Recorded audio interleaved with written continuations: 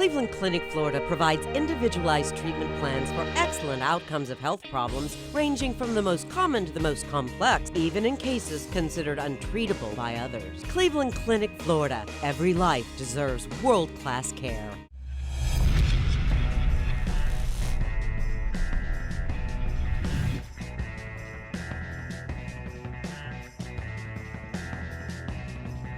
Welcome to the KVJ Monday After the Show podcast. Got to get to it early because Virginia's hungover and really wants to go home. So I'm just sad. That's all I have heard. I just want to go home. No one's out. No one else is here. yeah. It is a holiday, technically, and so our offices are closed. It's a ghost town. Usually right about now is the time when people's coffee kicks in. It seems like everybody's usually in the bathroom. I went in there, nothing. Oh, I didn't know the whole building was closed until I walked up. And they said, building is closed today. Yeah. So I knew there were some people still working. These days are kind of like a coin flip. I know the kids are out with school and all that kind of stuff, but there's still a lot of people that work today. Unfortunately, it'd be nice to have this a day everybody just takes off, but can't get all on the same page. Well, especially if you were watching the game. If you're watching the Patriot game last night, the whole time in the back of your head's like, shit, I got to wake up tomorrow morning.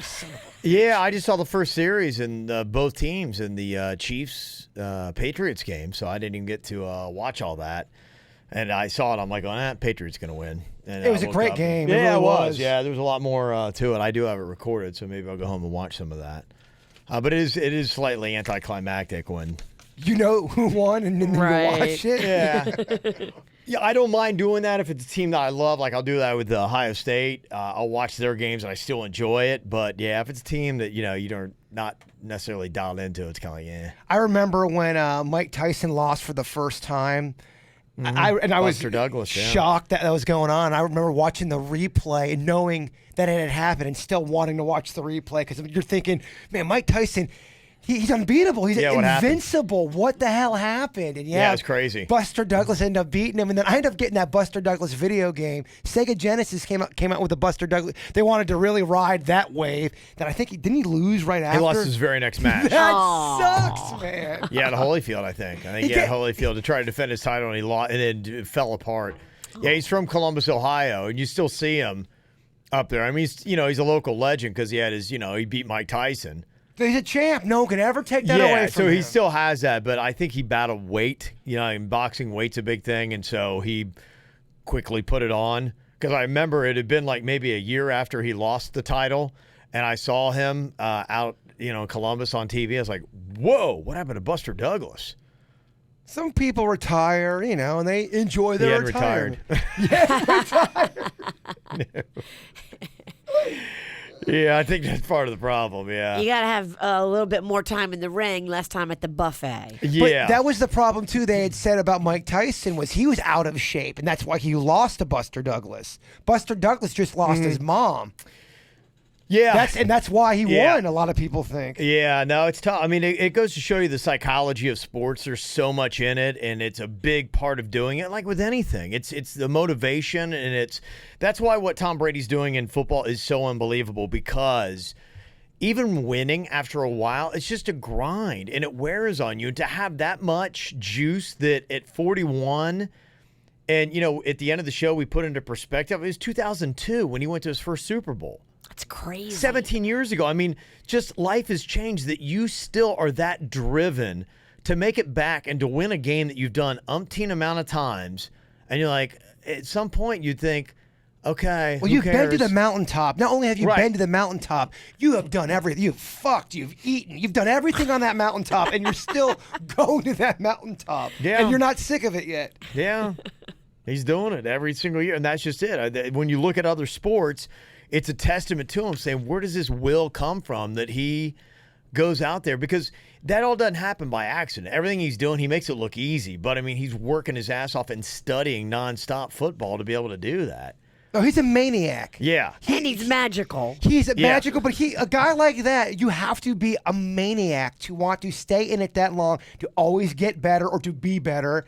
You're obsessed with it. Yeah. You're at a different level than the average cat. If you could somehow bottle whatever it is and just take a shot of that stuff for people, that motivation, take a nice direct shot at Tom Brady motivation. It'd be amazing. Serena Williams, another person.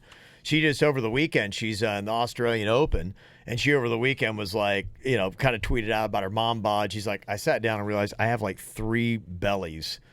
And it was like, it's just a testament to, when you're a mom, it's just tough. And so she was talking about she's carrying a little bit extra weight she didn't feel good about. And I watched her this morning because they're playing in Australia and the hours are all wonky. So she was playing live, and it was 3, 4 a.m. this morning when I was up doing some work. She was taking on the number 1 seed and beat her. Wow. And they were talking about, Serena and they're like, she's not moving as well as she has. She's getting around that mom weight. But still, just knocked off the number 1 tennis player in the world. I'm pulling for Osaka. She's my new favorite tennis player. Osaka? I love her. Yeah. I think she's awesome. Mm-hmm. Well, we'll see if she holds up. I think they're down to the final 8. She's less now. Osaka is so humble. Goes out there, plays tennis, and just is kicking ass. I love her. You like to see a little humility. Definitely. With your wins. That's why when somebody's cocky on top of it, and you can't stand him. Not to say there's not you need both. I like cockiness in sports too, because you need some flair. That's always been the knock on baseball. They are so old school. Back when I played, if you hit a home run, you started celebrating. That was considered a no-no. You can't show up the other team. You can't show emotion, and that's boring to watch if you're an outsider. Why is that? Who the fuck wants to watch a classroom on a baseball field? Because it's just stupid rules that needed to evolve, and now you see guys hit a home run, and they're twerking to home. Mm-hmm. A lot of people were talking. I don't know if you noticed during the Saints game. A lot of people seem to notice when I did. The Saints actually were driving. I think they scored a touchdown this play. They snapped the ball. Drew Brees has it. I hear a whistle, and I'm like going, okay, it play's dead. But they kept playing, and I'm like, and they score a touchdown. I'm like going, okay, was there a flag or like what happened? I'm like going, I clearly heard a whistle. And that play, when the whistle blows in football, the play's dead. Right. Apparently, New Orleans has some annoying-ass fan called Whistle Guy, and he was whistling during the game super loud, and everyone kept hearing it on TV and like going, does anyone else hear whistles going off in this game? Because if you're trained watching football, you just know, especially if your team's driving, you hear they snap and whistles, and then they score a touchdown. Like, oh, great, that's getting called back. And it didn't. Yeah, people were commenting on this. Do you know who Whistle Guy is? The one that wears the big whistle on his head? I think so, yeah. Okay. I didn't know that he actually had a whistle. He's annoying the shit out of everybody watching the game. Like, who's not a Saints fan. Like, can someone shut this guy up? Like, this is the most annoying fan of any fan we've seen anywhere. Isn't that, illegal? I thought so, too. I was saying that to Kim. I'm like, I thought they kicked your ass out of a game if you were blowing a whistle during the game, because you would think, like, if I would be conditioned to stop, or because they say play to the whistle, right? But when the whistle blows, that's when you stop. So I'd be like, okay, whistle blew, I'm done. I'm like, what is this? But apparently not. So yeah, they've got Whistle Guy, but I'm like, yeah, and it seems like every team has their super fans that are there, and they're all kind of annoying. I just can't even imagine. Yeah, we've got the guy that dresses as a pope. He comes to all the Saints games. Yeah, Whistle Guy's there. There's another guy, they call him Shrimp Boots. The Marlins guy with the orange shirt. Yep, he's at every shot. Yeah, and oddly enough, because I know Ohio State has got about 3 or 4 of those guys, and the fan base hates them. They can't stand them. Well, he's probably making y'all look bad, maybe. Well, I think, 1, they make you look bad, and 2, it's just kind of like an all-about-me kind of thing. Like, there's Buckeye guy, and he's this dude that wears like a Buckeye cowboy hat, white, and he's all over the place, a white suit kind of like thing. And he got in trouble because one of the former Buckeye coaches died this year, and they had his players signing a big thing, to coach. And Buckeye guy at the eulogy goes up and signs it. And somebody's like, who told this guy to go sign the freaking... Oh. Yeah, and so they do stuff like that where they think they're kind of part of... the team? Yeah. And people are like, no, you're just a stupid-ass fan that, like, dresses up more than the average person. That doesn't entitle you to go sign something of honor a former player. So, yeah, and he was sitting courtside at a game, but it seems like every single fan base has that 3, 4, 5 fans that the entire fan base knows that is probably more annoying than likable. Do you get groupies? Do you get laid being that guy? Do you get some people like, oh, there's orange shirt guy from the Marlins. I just got to bang him. No, I don't think so. Because, Buckeye guy, I've seen a couple times. Like, I've been up there, and my son, Cannon, sat in. He has a car that's up, and he'll make it on TV every now and then, and people recognize him. And so feeding the beast. They're making this monster. I had a beer. I gave him a beer at Michigan. We're up there. I'm part of the problem. I'm like, Buckeye guy, you need a beer, don't you? And I gave him a beer and said, and I had a beer. He was cool because he's kind of like a celebrity. I did it in the last year. People have now I realize people really hate this guy. So dude, don't give him a beer, asshole. So now I'd be like, I didn't give anything. But yeah, I was just like going, are people annoyed by Whistle Guy? Or are they like going, yeah, you go Whistle Guy? Because I'm like, I can't imagine. If you're sitting next to Whistle Guy, I'd be like, dude, can we stop? Like, because if you can hear that through the TV, imagine if you're sitting right next to that guy. It's got to be so annoying. And it's the entire game. # be cool, dude. Just enjoy the game. Whistling can be very annoying. Oh, yeah. No, it's tough. I was just even at a college basketball game a couple weeks ago, and there's a guy right in front of me, and he was I'm yelling at everybody, kind of like every play. And he was just like, yeah, hey, that's it. And it's like he's from New York. Everything's better in New York, yet he lives in Florida, but he keeps on complaining about how it's better in New York. And he knew everything, and he was yelling at the refs, the other players on the other team, and at the same time coaching the team he liked players. Hey, can you believe this guy? It was just like, oh my gosh, please shut up. Please. It's terrible. It was terrible. I wanted to go sit somewhere else, and I couldn't. That's when you accidentally spill your beer on him. Oh, I'm so sorry. Yeah, unfortunately, they wouldn't allow me to have beer. Apparently, college campus rules. Oh, what a bunch of shit. That's why it's hard to root for college sports, Virginia. I saw some different clips of some people that Chiefs game. It was like, what did it feel like? -5 or something like that? Is that what it was? Like, it was like 9 degrees. I can't imagine. How do you even play and run around in that? Well, you can't. I mean, I've lived there, and I know, and I could see like the players, when the players were staying still, you could see the wind blowing their jerseys. And that's why I told you, like, my final year there was the worst winter. It just, in that wind, with like freezing cold, it was unbelievable. Like, it is punishing to your skin. We don't know how lucky we are down here. No, you don't. And they've had it. In fact, somebody from the 614 said when you guys were talking about that, there's on their car reading -7. Whoa. Gosh, man. -7. That's just, if that's legit, 614, that's Columbus. That's bone-piercing cold. Oh. It's freezing there. So, yeah, they say temperature is going to start picking up by I think pretty much middle of the week. We should be back to about normal. But am I the only one that noticed I'm not kidding. I would go out every hour yesterday, and I felt like it would drop 9 degrees every single hour. It got cold in a hurry. Yeah, as the sun was setting, they said it was going to be like into the 30s last night. Was it in the 30s? Yeah, I was freezing my balls off. I went to walk Chewy, and I had very, very tight, short shorts on. Sexy. It was so cold. With them nut huggers? Oh, I had such nut huggers. Did you bend over to get the paper? I bent over to get his poop, and it was so sexy. Somebody said, talking about annoying sports fans, did you see Matthew McConaughey over the weekend? You know, he's gotten that title at he's a Texas grad. He loves Texas Longhorns, University of Texas. Yes. And they gave him some kind of bullshit title. I don't know what it is. He's in charge of, like, making it fun or something. Yes. I think he could do it. I feel like he could. So he's at a basketball game over the weekend, and he's wearing a burnt orange suit. And he's got on a white shirt, with the collars out and, like a Matthew McConaughey, all right. He's sitting at the end of the Texas bench in a basketball game.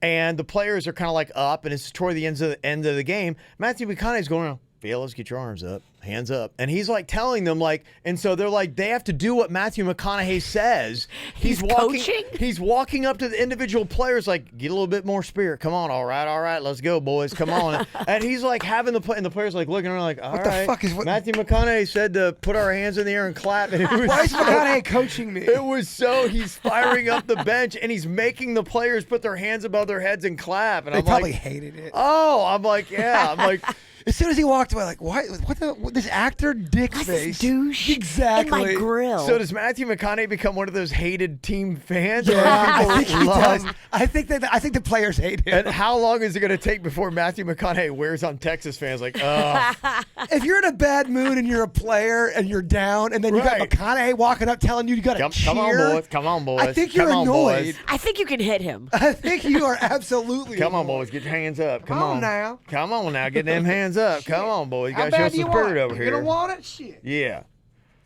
Matt sent an email, said, yeah, I noticed, Kev, you drive a lifted Jeep. Have you seen any off-road action, or is it strictly a mall crawler? Kevin off-roading? That's funny. That's funny. He didn't want to get dirty.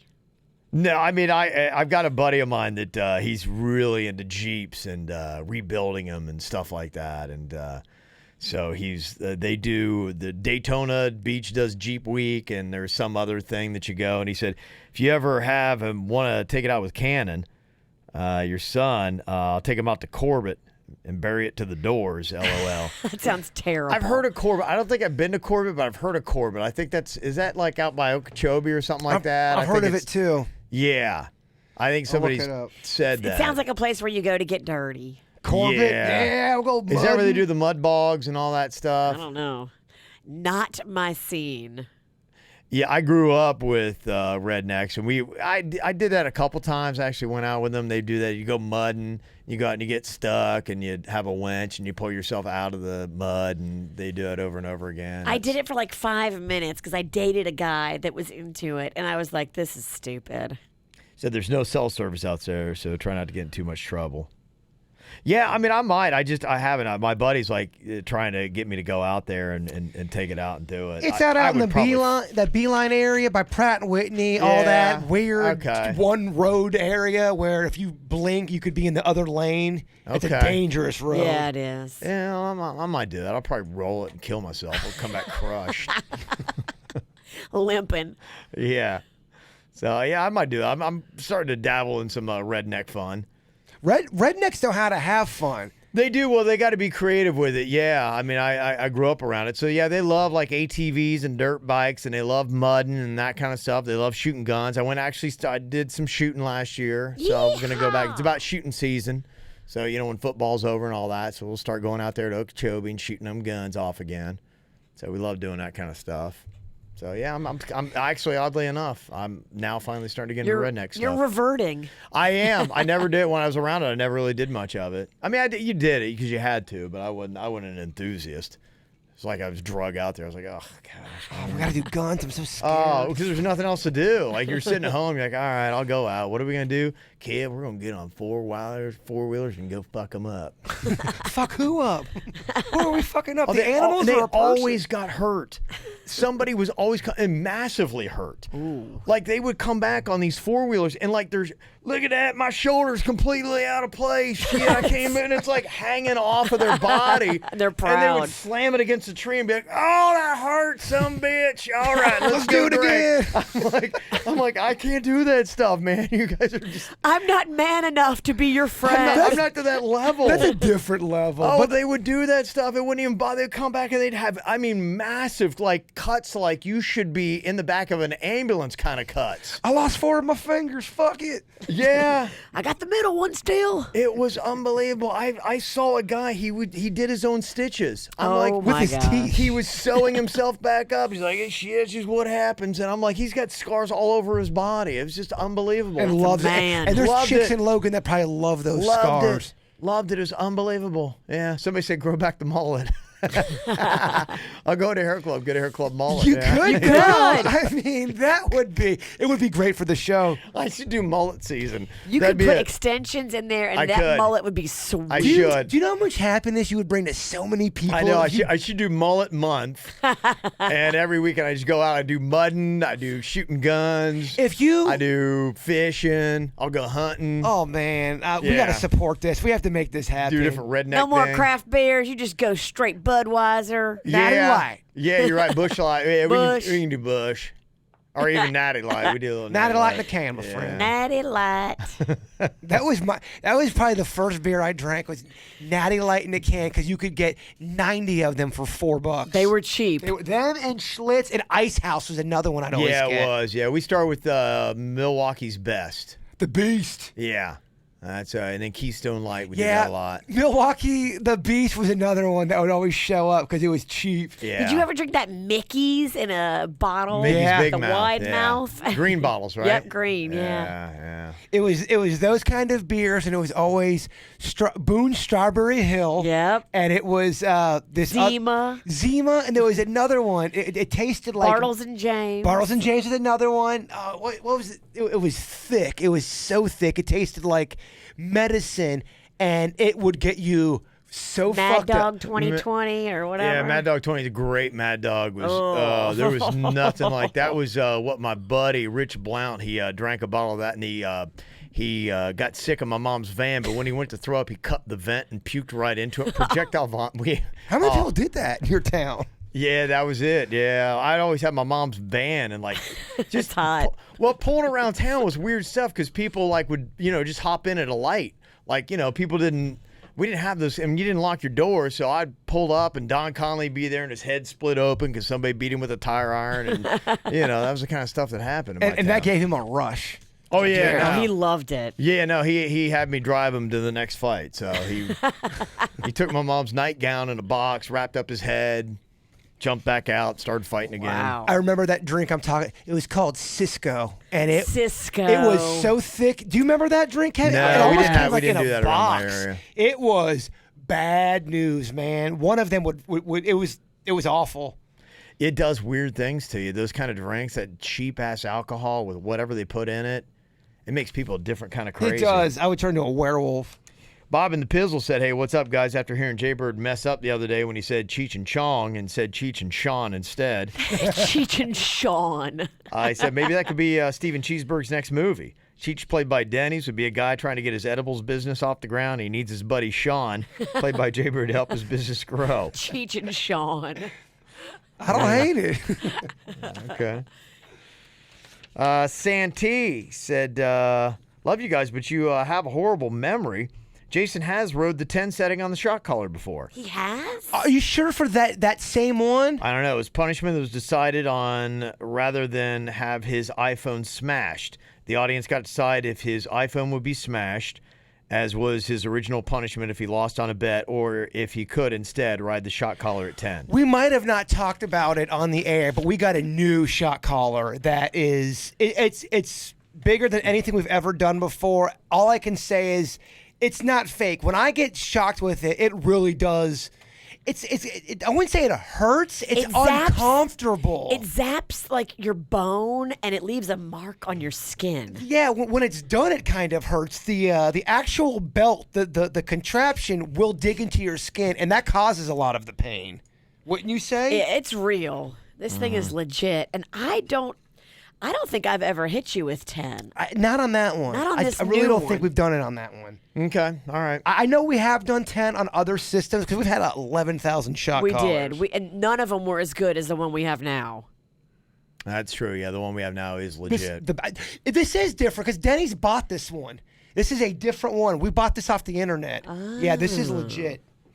Heather said she just learned what pizzle is. Pizzle is bull penis. It's hard for me to now hear you talk about Port St. Lucie. I think you're calling the whole town bull penis. Is that really another name for bull penis? I think I've heard that before. I think somebody called us up with that info before. Yeah, I think pizzle is another word for bull penis.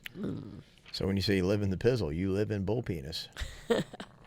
Lori, quick little rant here, said, hey, I wanted to call out the woman who called you all out last week.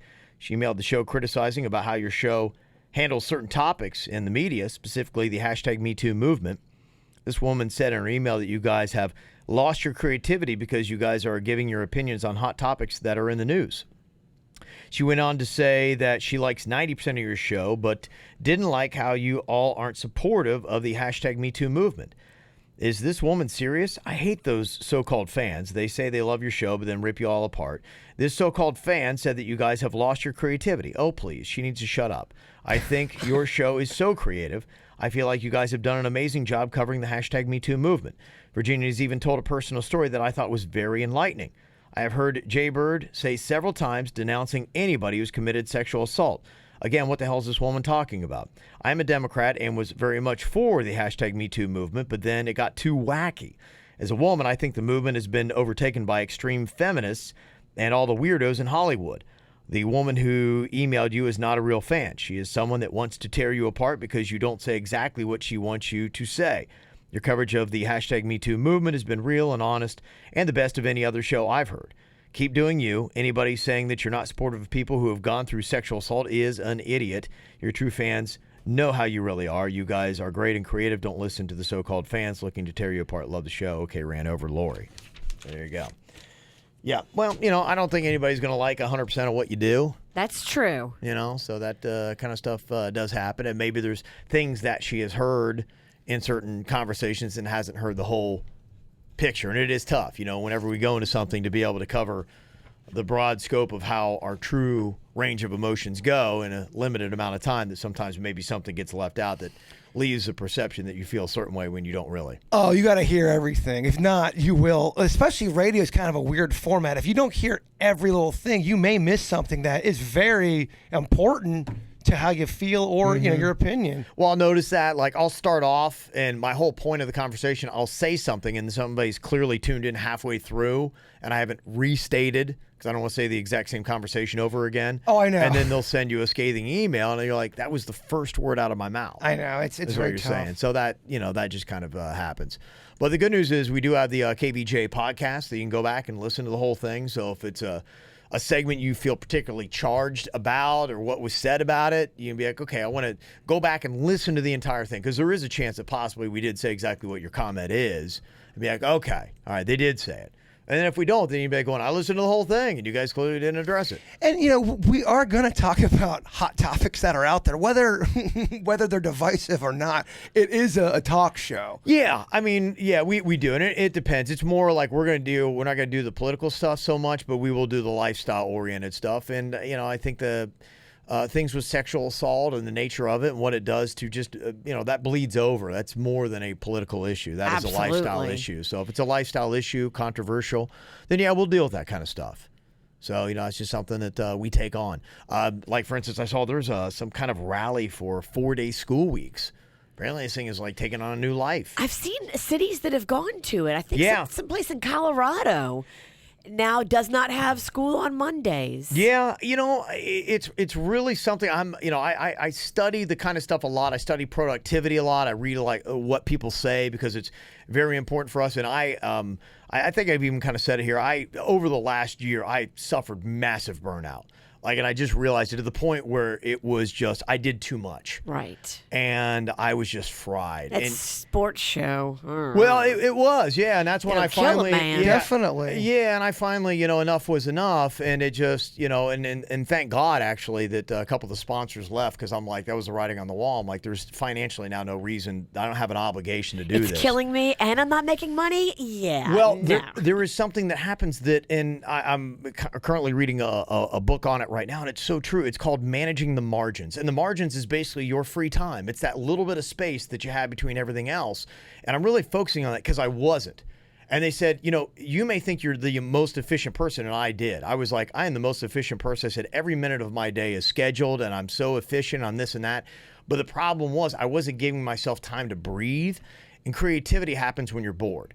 You need to just be doing nothing for creative juices to flow. And so, yeah, when she was talking about, my creativity, I did take a hit over the last year because I was continually having to produce material. And when you are, there's no room for creativity. You got to go out and take a walk. You got to have nothing going on. That's when an idea comes to you. I think your perspective changes the older you get. At least I know mine does. I know that you talk about some of the time you want. You need to have a little bit of time to be able to hit the reset button and kind of clear your head. If not, what's this all for? Yeah. You know what I mean? Yeah. If we're constantly on the hamster wheel, you're gonna fucking go crazy. Yeah. So it's not worth it. You learn things. So hopefully I can pass on the lesson I learned so somebody else doesn't have to learn it the hard way like I did. You got to have that. And that's every single day. I was telling myself, well, if you just get to Friday, then you'll get free time. And that's not good. Because if you're feeling a little bit fried on Monday or Tuesday, which I started coming into the week, I'm like, oh, I am fried, and it's Monday. Like, I don't get a breather until Saturday morning. That's not good. You got to have daily. You just need to. So that's a big thing I'm working on now, is having some free time, just kind of like chill. Be like going, I'm not going to schedule anything here. And a big part of it's telling people no. When you're like going, well, what's the value of taking on that project or doing something for somebody? Nothing wrong with it. You're not mean. I say it in a nice way, be like, yeah, I can't, I fucking can't do it. Leave me the fuck alone. Right, just can't do it. Sorry. It's just because, it's like it's ultimately not worth you giving up a little bit of time. You just kind of like chill out. Life's too short, baby. Absolutely. So that's all good. But we do appreciate the comments that you guys send to us. You can always get them through to us. Mail at kvjshow.com, mail at kvjshow.com. You guys definitely enjoy your day, whether you're working or not. It's kind of a chill day, but, it is something I can't say it enough. I'm big into wisdom and little quotes that really kind of put things into perspective, and Martin Luther King Jr. has a ton. If you just go and Google MLK Jr. quotes, there's a lot of things that it may help frame something for you. You're right. The stuff that he said to be going, wow. I mean, he dropped so many great little, I call them nuggets of just wisdom that, more than, as much as they were pertinent in his day, they're just as pertinent today. What's going on in our society. So take a minute and just read through, a couple of those quotes and kind of really get that perspective. So it's good stuff to do.